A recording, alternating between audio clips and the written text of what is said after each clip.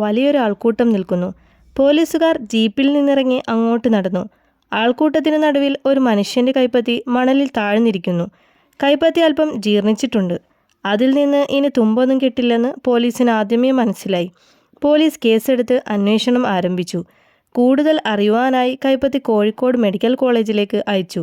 അഴുകിത്തീർന്നതുകൊണ്ട് തന്നെ ഫോറൻസിക് സംഘത്തിന് അതിൽ നിന്ന് ഒന്നും കിട്ടിയില്ല. DNA പരിശോധനയിലും നിരാശയായിരുന്നു ഫലം. പോലീസ് കണക്ക് കൂട്ടിയതുപോലെ ഒന്നും നടന്നില്ല.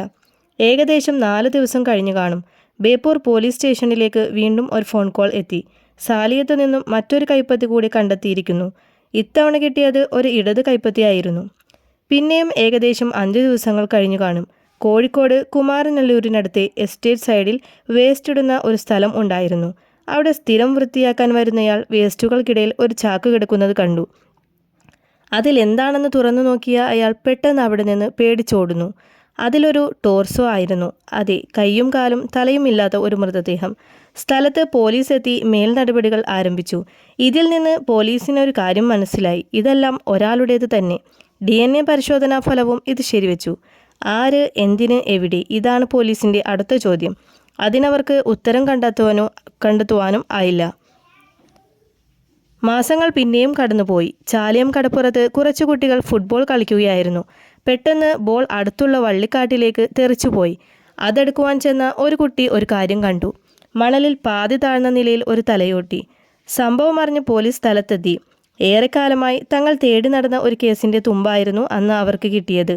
അപ്പോഴേക്കും കേസ് പോലീസ് ക്രൈംബ്രാഞ്ചിലെത്തി. അവർ കേസ് തുടങ്ങി. തലയോട്ടിയിൽ നിന്ന് കിട്ടിയ പല്ലുകൾ വെച്ച് മരിച്ചത് 40നും 50നും ഇടയിൽ പ്രായമുള്ള ഒരാളാണെന്ന് കണ്ടെത്തി.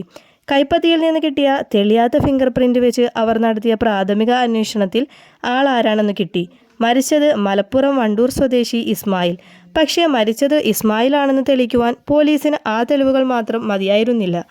ടീം ഇസ്ലാമിനെക്കുറിച്ച് കൂടുതൽ അന്വേഷിക്കുവാൻ ഇറങ്ങി. അയാൾ കുറച്ചു കാലങ്ങളായി മിസ്സിംഗ് ആണ്. പോലീസ് അയാളുടെ മേൽവിലാസത്തിലെത്തിയപ്പോൾ അയാൾക്ക് 4 ഭാര്യമാർ ഉണ്ടെന്ന് മനസ്സിലായി. അവിടുന്ന് ഇസ്മായിലിൻ്റെ ഉമ്മയുടെ രക്തസാമ്പിളുകൾ എടുത്ത് മരിച്ചത് ഇസ്മായിലാണെന്ന് ഉറപ്പിച്ചു. ഇനി ആര് കൊന്നു, എന്തിനു കൊന്നു? ഇസ്മായിലുമായി ബന്ധമുള്ള എല്ലാവരെയും പോലീസ് ചോദ്യം ചെയ്തു. സുഹൃത്തുക്കൾ, വീട്ടുകാർ, ഭാര്യ എന്നിങ്ങനെ എല്ലാം ചോദ്യം ചെയ്തു. പക്ഷേ ഒരു തുമ്പും കിട്ടിയില്ല. എന്നാൽ അതിലൊരു സുഹൃത്ത് പറഞ്ഞ കാര്യത്തിൽ നിന്ന് പോലീസിന് ഒരു ചെറിയ കൊളുത്ത് കിട്ടി. അയാൾ ഈ അടുത്ത കാലത്ത് ഒരു കൊട്ടേഷൻ ഏറ്റെടുത്തിരുന്നു.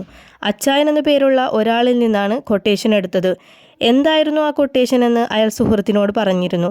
മുക്കത്തെ ഒരു സ്ത്രീയെ അയാൾ കൊന്നു. ആരാണ് ആ സ്ത്രീ? ഇതോടെ പോലീസ് മുക്കം ഭാഗത്ത് മരണപ്പെട്ട സ്ത്രീകളെക്കുറിച്ച് അന്വേഷണം ആരംഭിച്ചു. അതിൽ നിന്നും ആത്മഹത്യ ചെയ്ത 70 വയസ്സുള്ള ഒരു സ്ത്രീയുടെ കേസിൽ പോലീസിൻ്റെ കണ്ണൊടുക്കി. പേര് ജയവല്ലി, ഭർത്താവില്ല. പോലീസ് അവരെപ്പറ്റി കൂടുതൽ അന്വേഷിച്ചു. ജയവല്ലിക്ക് ഒരു മകനാണ്. പേര് ബിർജു. കുടുംബഭാഗം വിറ്റുകിട്ടിയ 14 ലക്ഷം രൂപ ജയവല്ലി ഒരിക്കൽ ബിർജുവിന് കൊടുത്തിരുന്നു. അയാൾ അതിൽ പലവിധ ബിസിനസ്സുകൾ നടത്തി. എല്ലാം പൊട്ടി. ഭാര്യയെയും 2 പെൺമക്കളെയും കൂട്ടി അയാൾ അന്ന് മുതൽ അമ്മയോടൊപ്പം താമസം തുടങ്ങി. അന്ന് അയാൾക്കൊപ്പം സഹായിയായിരുന്നു ഇസ്മായിൽ. അങ്ങനെയിരിക്കെ പെട്ടെന്നൊരു ദിവസം ജയവല്ലി മരണപ്പെട്ടു. ജയവല്ലിയുടെ മരണത്തിന് ശേഷം മകൻ ബിർജു ആ സ്ഥലം വിറ്റ് മറ്റെങ്ങോ പോയി. ആരാണ് ബിർജു? അമ്മയുടെ മരണശേഷം എങ്ങോട്ടാണ് ബിർജു പോയത്? അന്വേഷണം വീണ്ടും വഴിമുട്ടി. ബിർജുവിനെ അന്വേഷിച്ചിറങ്ങിയ സംഘത്തിന് അന്ന് രജിസ്ട്രാർ ഓഫീസിൽ നിന്ന് ബിർജുവിൻ്റെ ഒരു ഫോട്ടോ കിട്ടി. അതിനപ്പുറം ഒന്നും കിട്ടിയില്ല. പോലീസ് ബിർജുവിൻ്റെ ഫോട്ടോ ഉപയോഗിച്ച് ലുക്കൗട്ട് നോട്ടീസ് ഇറക്കി. അതിൽ നിന്നും കാര്യമായി ഒന്നും കിട്ടിയില്ല. കഥയുടെ അടുത്ത ഭാഗം ആരംഭിക്കുന്നത് തമിഴ്നാട്ടിൽ നിന്നാണ്. അവിടെ ലവ് ഷോർ എന്നൊരു അഗതി മന്ദിരം ഉണ്ട്. അവിടേക്ക് പെട്ടെന്നൊരു ദിവസം ഒരു മധ്യവയസ്കനും ഭാര്യയും 2 മക്കളും എത്തുന്നു. മധ്യവയസ്കൻ്റെ പേര് ജോർജ് കുട്ടി. അഗതി മന്ദിര നടത്തിപ്പുകാരന് ജോർജ് കുട്ടിയെ നേരത്തെ പരിചയമുണ്ട്. ജോർജ് കുട്ടിയും കുടുംബവും അവിടെ ഒരു വീട്ടിൽ താമസമാക്കി. വളരെ കുറഞ്ഞ കാലം കൊണ്ട് തന്നെ ജോർജ് കുട്ടി എല്ലാവർക്കും പ്രിയങ്കരനായി. അങ്ങനെ കാര്യങ്ങൾ വളരെ സ്മൂത്തായി പോകുമ്പോഴാണ് ജോർജ് കുട്ടിയെ അന്വേഷിച്ച് ക്രൈംബ്രാഞ്ച് അവിടെ എത്തുന്നത്. ക്രൈംബ്രാഞ്ചിനെ ഏറെ വട്ടം കറക്കിയ ഒരു കേസിലെ സുപ്രധാന അറസ്റ്റായിരുന്നു അത്. ജോർജ് കുട്ടി എന്ന കള്ളപ്പേര് താമസിക്കുന്ന ബിർജുവിനെയാണ് പോലീസ് അന്ന് അറസ്റ്റ് ചെയ്തത്.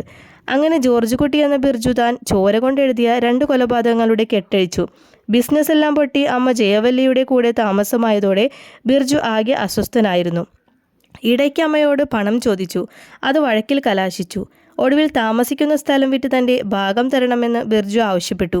അത് ഒരിക്കലും നടക്കില്ലെന്ന് ജയവല്ലി പറഞ്ഞു. ബിർജുവിനോട് വീട്ടിൽ നിന്ന് ഇറങ്ങിപ്പോകുവാൻ ജയവല്ലി നിർദ്ദേശിച്ചു. ഇതോടെ ബിർജുവിനുള്ളിലെ ആ കൊലപാതകി ഉണർന്നു. അമ്മ ഇല്ലാതായാൽ സ്വത്ത് കിട്ടും എന്ന് ഉറപ്പിച്ച ഇയാൾ ഇസ്മായിലിനെ കൂട്ടുപിടിച്ചു. ഇസ്മായിലിനും ഒരു തുക നൽകാമെന്ന് പറഞ്ഞ് വരുതിയിലാക്കി. അങ്ങനെ ബിർജുവിൻ്റെ ഭാര്യയും മക്കളും നാട്ടിൽ പോയ ദിവസം ഇസ്മായിലിനെ വിളിച്ചു വരുത്തി രണ്ടുപേരും കൂടി ഉറങ്ങിക്കിടന്ന ജയവല്ലിയെ ശ്വാസം മുട്ടിച്ച് ബോധം കെടുത്തി. പിന്നീട് സാരിയിൽ കെട്ടി തൂക്കി. അവർ പിടഞ്ഞു മരിച്ചു. സംഭവം നടത്തിയ ശേഷം പണം ആവശ്യപ്പെട്ട ഇസ്മായിലിനോട് ആ സ്ഥലം വിറ്റ ശേഷം പൈസ തരാമെന്ന് ബിർജു പറഞ്ഞു. ശേഷം പൈസ കൊടുക്കാം എന്ന വ്യാജേന ഒരു ദിവസം ഇസ്മായിലിനെയും ഇല്ലാതാക്കി. എന്നിട്ട് ഇസ്മായിലിൻ്റെ കൈകൾ ഒരു കവറിലും കാലുകൾ മറ്റൊന്നിലും ശരീരം വേറൊന്നിലും ആക്കി തലയും വേർപെടുത്തി. തുടർന്ന് അവ ഓരോ സ്ഥലത്തും എത്തി ഉപേക്ഷിച്ചു. പോലീസിനെ ഏറെ വെള്ളം കുടിപ്പിച്ച കേസ് അങ്ങനെ തെളിഞ്ഞു.